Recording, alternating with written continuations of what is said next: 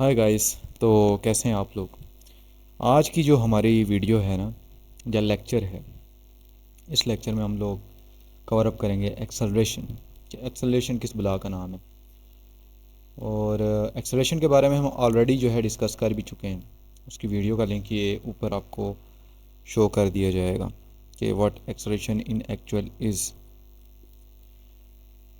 और उसमें हमने काफ़ी प्रैक्टिकल अप्रोच रखी थी, मैंने और कमर ने। तो वो वीडियो आप ज़रूर देखिएगा, उस वीडियो में थोड़ा आपको फ़न टाइप लगेगा। कम रिसोर्सेज में हमने बहुत बड़ी अप्रोच रखी थी। और ऊपर वाला से कबूल करे और आप भी कबूल करें तो और भी अच्छा लगेगा। तो खैर, आज हम एक्सेलरेशन पढ़ने जा रहे हैं। लास्ट लेक्चर में हमने वेलोसिटी कवर की थी। वेलोसिटी में एक चीज़ रह गई थी, कांस्टेंट वेलोसिटी मेरे ख्याल से। वो मैं आज के लेक्चर में स्टार्ट में ही बता दूंगा। एक्सेलरेशन में हम लोगों ने आज कवर क्या करना है। फर्स्ट ऑफ ऑल हम पढ़ेंगे कि एक्सेलरेशन होती क्या है। फिर कौन से पैरामीटर्स जो एक्सेलरेशन को अफेक्ट करते हैं, जिसकी बेस पे ऐसे फैक्टर जिनकी बेस पे एक्सेलरेशन बेस करती है, यानी उनमें से एक भी कम हो गया तो क्या दूसरे फैक्टर की बेस पे वो एक्सेलरेशन हो सकती है।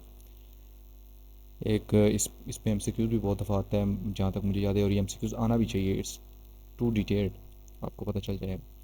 इसी तरह फिर हम पढ़ेंगे एक्सेलरेशन में हमारे पास ग्राफिकल रिप्रेजेंटेशन कैसे होती है, इंस्टेंटेनियस एक्सेलरेशन क्या होती है, और एवरेज एक्सेलरेशन कब यूज़ करते हैं, और यूनिफॉर्म एक्सेलरेशन कब आ रही होती है, और इंक्रीजिंग डिक्लेरेशन कब आती है यानी कि डिसलेरेशन। और एक्सेलरेशन की भी दो टाइप्स हैं। एक होती है हमारी यानी कि हम डिसलेरेशन रिटार्डेशन, जो मतलब कि कम हो रही होती है वक्त के साथ साथ एक्सेलरेशन। और एक होती है हमारे पास इंक्रीजिंग एक्सेलरेशन, एक्सेलरेशन हमारी बढ़ती जा रही है।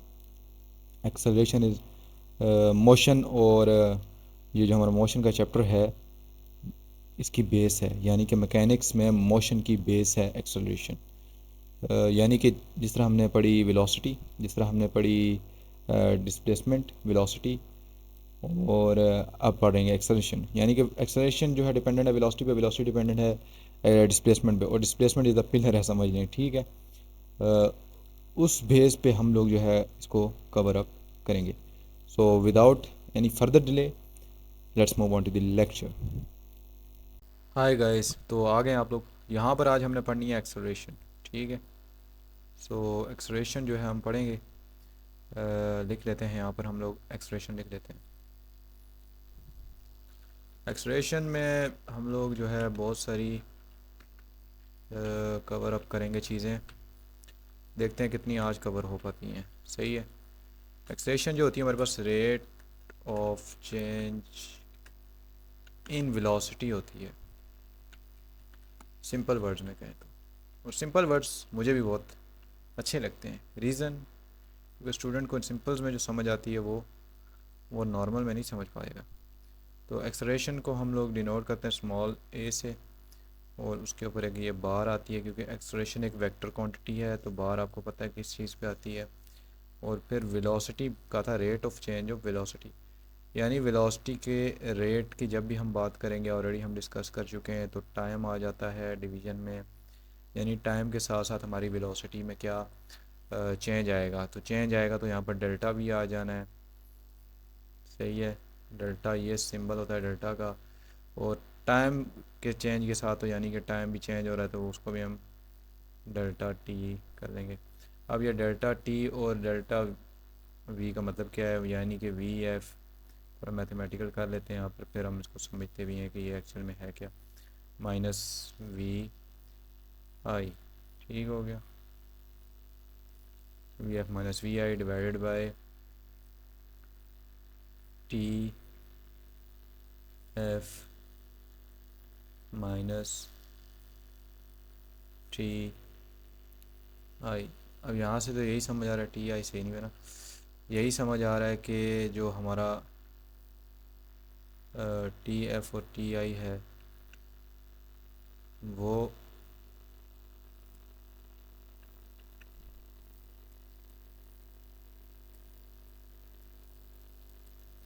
इनिशियल और फाइनल को डिनोट कर रहा है। इनिशियल और फाइनल क्या होते हैं, कोई भी दो पॉइंट्स होते हैं। जिस तरह ये फाइनल पॉइंट है, फाइनल डेस्टिनेशन को भी कहते हैं इनिशियल, यानी कि ये इनिशियल डेस्टिनेशन है। यानी यहाँ पर जो वेलोसिटी थी उसकी वो 5 थी, 5 मीटर पर सेकंड थी। ठीक है। और यहाँ पर उसकी वेलोसिटी फॉर एग्जांपल इंक्रीज़ करके 10 मीटर पर सेकंड हो गई। तो दोनों का चेंज जो होता है वो डेल्टा होता है। डेल्टा मतलब कि फ़ाइनल में से इनिशियल को माइनस कर देना होता है। तो 10 माइनस 5 करेंगे जब आप, तो आपकी 5 आ जाएगी delta we, change in velocity जिसे कहते हैं। इसी तरह टाइम यहाँ पर जी जी क्या कहते हैं 5 सेकंड्स थे, यहाँ पर फॉर एग्जांपल 10 सेकंड में अप्रोच की उसने। तो 10 माइनस 5 second, 5/5 is equal to 1 metre per second square. Units क्या है इसकी, metre per second square. Acceleration की unit metre per second square. अच्छा ये तो बिल्कुल ही बेसिक्स है ना, ये तो आपने कहाँ पढ़ा था, अपने मैट्रिक लेवल पे भी पढ़ा था। लेकिन हम लोग यहाँ पर कुछ एक्स्ट्रा पढ़ने आए हैं, कुछ अच्छा पढ़ने आए हैं। तो अच्छा पढ़ने से मुराद ये है कि ये जो हमने अभी ऊपर वेलोसिटी पढ़ी थी ना, एक्सप्रेशन पढ़ी थी ना, ये एक्चुअल में थी एवरेज वेलोसिटी के साथ एक्सप्रेशन, एवरेज एक्सप्रेशन, ठीक है। यानी कि कोई दो पॉइंट्स हैं और उनको हमने बहुत ही जो है ना वास्ट स्केल पे लिया है, कोई उसमें इतना ज़्यादा डिफरेंस नहीं है। लेकिन अगर हम इसी को और माइन्यूट करते जाएं तो वो हमारे पास इंस्टेंटेनियस एक्सलेशन के नाम से जानी जाती है। वो हम अभी डिस्कस नहीं करेंगे, बाद में डिस्कस करेंगे। लेकिन फ़िलहाल हम लोग अभी क्या डिस्कस करना चाहते हैं, कौन से ऐसे फैक्टर्स हैं जिसकी बेस पे हमारी जो है चेंज होती है अफेक्टिंग एक्सेलरेशन। ये चीज़ आपको समझना बहुत ज़रूरी है। Most of the student doesn't know them. जब भी क्योंकि मैं भी अपनी स्टूडेंट लाइफ में गुजरा हूँ और मुझे भी नहीं पता होता था, इसीलिए मैं ये कोशिश कर रहा हूँ कि मैं अच्छी से अच्छी अप्रोच रखूँ और मेरे जो हैं दोस्त अहबाब हैं, स्टूडेंट अहबाब हैं, उन सबको पता चले कि ये फैक्टर्स क्या होते हैं एक्चुअली में। इसका कलर मैं थोड़ा चेंज कर देता हूँ, ये रख लेते हैं जी, ठीक है। अच्छा, फैक्टर नंबर 1 रखते हैं हम लोग, ठीक है भाई, वेलोसिटी का मैग्नीट्यूड, ठीक है। ये तो सबको पता होता है, लेकिन हम लोग कहाँ कंफ्यूज होते हैं, नंबर 2 पे कंफ्यूज होते हैं जब उसकी डायरेक्शन आती है। और नंबर 3 फैक्टर अगर हम लोग चाहें तो बता सकते हैं वेलोसिटी एंड मैग्नीट्यूड बोथ भी हो सकते हैं, यानी कि बोथ हैं तो तब भी हमारे पास चेंज है। ये 3 फैक्टर हैं। अगर आपको इन 3 फैक्टरों का पता चल गया तो welcome to the acceleration world, आपको एक्सेलरेशन बहुत ही ईजीली समझ आ जाएगी।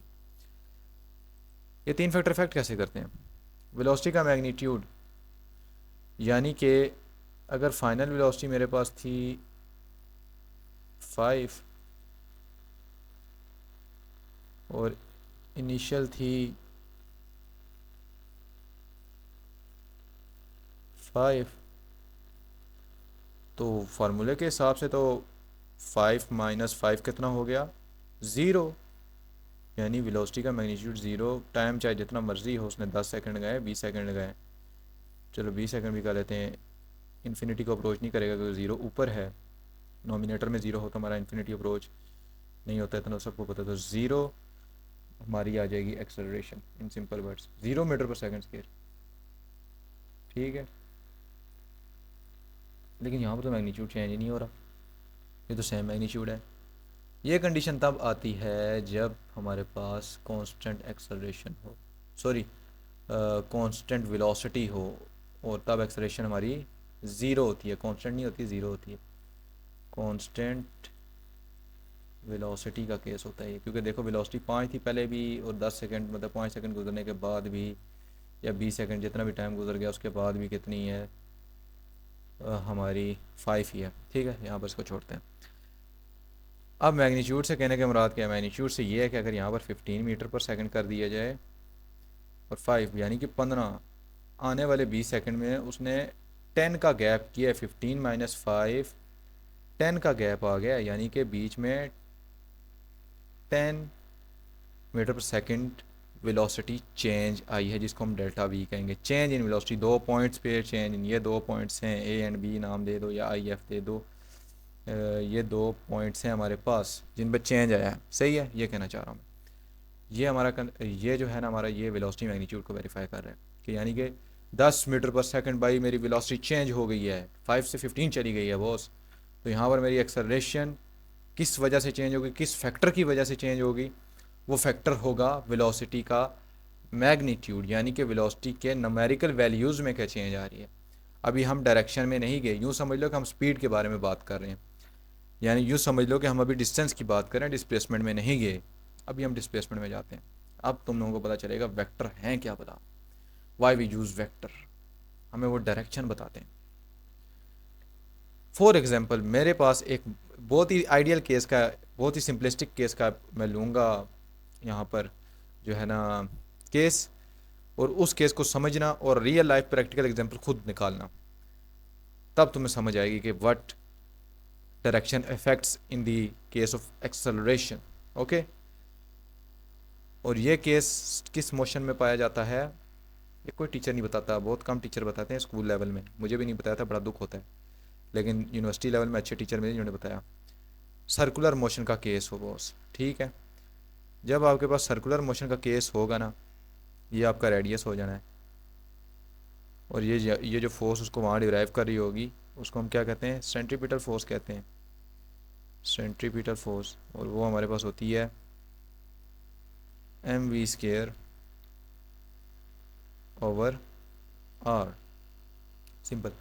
अब सर्कुलर मोशन में अगर आपकी एक्सेलरेशन जो है ना, सॉरी वेलोसिटी, यानी कि ये जो पार्टिकल बार बार यूँ रोटेट कर रहा होगा, यूँ जो रोटेट कर रहा होगा पार्टिकल बार बार, वो फॉर एग्जांपल समझ लो कि फाइनल भी 5 था, मैं किसी भी 2 पॉइंट्स में, इन 2 पॉइंट्स में ले लेता हूँ, यहाँ पर तो बहुत ही स्ट्रेट पास बन गया, ठीक है, या ये और इस पॉइंट के बीच में ले लेता हूँ, या ये और इस पॉइंट के बीच में ले लेता हूँ, या ये और इस पॉइंट के बीच में ले लेता हूँ, यानी कोई भी एक पॉइंट में डिसाइड कर लेता हूँ यूँ, ठीक है, समझ रहे हो, कोई भी एक पॉइंट डिसाइड कर लेता हूँ, ठीक है ना। तो उसमें ये होगा 2 पॉइंट्स के बीच में जो भी मेरा पाथ कवर हो रहा होगा, उसमें जो चेंज इन वेलोसिटी होगा वो ज़ीरो होगा, यानी कि मैग्नीट्यूड, फॉर एग्जांपल 5 यहाँ पर भी 5 थी, मैंने देखा यहाँ पर भी 5 थी, वेलोसिटी यहाँ पर भी 5 थी, हर इंस्टेंट पे 5 आ रही है भाई, इंस्टेंटेनियस पढ़ेंगे अभी, हर इंस्टेंट पे 5 आ रही है भाई, ये क्या बकवास है। लेकिन फिर भी हम लोग सेंट्रीपिटल फोर्स में या जब कोई सर्कुलर मोशन आती है तो उसमें भी तो एक्सेलरेशन का केस डिस्कस करते हैं, जब ट्रेन सर्कुलर पाथ में घूम रही हो, या ट्रेन का एक बहुत बड़ी कर्व आ गई हो, या फिर फॉर एग्जांपल हम लोग लेते हैं कि पेव रोड्स होती हैं, पेव रोड्स का तो पता ही होगा, पहाड़ों में कभी गए हों आप, तो पेव रोड्स होती हैं, एक बहुत ही शार्प टर्न ले रही होती हैं, तो वहाँ पर भी भाई एक्सेलरेशन चेंज हो रही है, देख नहीं रहे होते, एकदम से वेलोसिटी इंक्रीज डिक्रीज आ रहा होता है, डिसलेशन होती है, वो स्पीड कम कर रहा होता है ड्राइवर अपनी। तो फिर यहाँ पर हम एक्सेलरेशन क्यों नहीं डिस्कस कर रहे भाई, मैग्नीट्यूड तो जबकि कांस्टेंट ही है, ये क्या केस है। यहाँ पर एक चीज़ चेंज हो रही है जो आप लोग देख नहीं पा रहे, पहले क्या डायरेक्शन थी इस पॉइंट पे, ये, बाद में अब हमारी क्या डायरेक्शन होगी, ये, उसके बाद हमारी डायरेक्शन क्या हो रही है, ये टेंजेंट से पता चलता है ना हमें, उसके बाद हमारी डायरेक्शन क्या हो रही है, कुछ ये, ठीक है, उसके बाद हमारी डायरेक्शन क्या हो रही है, कुछ ये, टेंजेंट लाइन ड्रा करते हैं ना, स्लोप ऑफ लाइन जिसे हम याद है, इतना तो पता होगा भाई, स्लोप नहीं समझ आ रही तो फिर कुछ समझ नहीं आने वाली आपको, पिछले ग्राफ्स में तो हमने पढ़ा भी था मेरे ख्याल से, ये स्लोप जो ड्राइव करती है हमारी डायरेक्शन। सो यहाँ पर तो भाई एक ही चीज़ चेंज हो रही है और वो है डायरेक्शन, तो इस डायरेक्शन की वजह से हमारी एक्सेलरेशन प्रोड्यूस होनी है, सही है। अब लाजमी नहीं है कि एक एक फैक्टर ही हो, डेली लाइफ में मेजॉरिटी ऑफ द जो केसेस होते हैं वो दोनों फैक्टर्स की वजह से होते हैं, इसमें वेलोसिटी का मैग्नीट्यूड भी चेंज हो जाता है, और क्योंकि कोई भी ऐसा केस नहीं कि हमेशा गाड़ी कांस्टेंट वेलोसिटी के साथ चलती रहे, सर्कुलर मोशन में भी जो है ना गाड़ी अपनी स्पीड इंक्रीज डिक्रीज करती है, लेकिन अगर फॉर एग्जांपल कांस्टेंट भी करती है तो क्या डायरेक्शन चेंज हो रही है, ये कंसेप्ट याद रखना है, इस पर एमसीक्यूज आ जाते हैं कि क्या डायरेक्शन पे इफेक्ट करती है, नहीं, ये दो फैक्टर्स हैं जिस पर डिपेंड करती है। मेरे ख्याल से इस लेक्चर को हम यहाँ एंड करते हैं, ठीक है, क्योंकि लेक्चर बहुत लॉन्ग हो जाते हैं।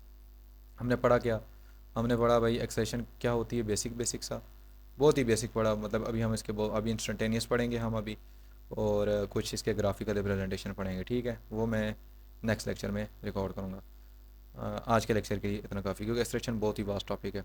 नेक्स्ट लेक्चर में हम लोग जो है ना इक्वेशन ऑफ मोशन भी पढ़ेंगे, पता होगा इक्वेशन ऑफ मोशन का मैट्रिक में बड़ी थी, याद है, कोई याद आया, V F is equal to V I plus A T, और फिर उसके बाद हमारा 2 S is equal to V F square minus V I square, बीच में S is equal to V I T plus 1/2 A T square. So it's going to be very very very very very good. आज के इस lecture को हम करते हैं यहीं पर एंड, और खुदा हाफिज़।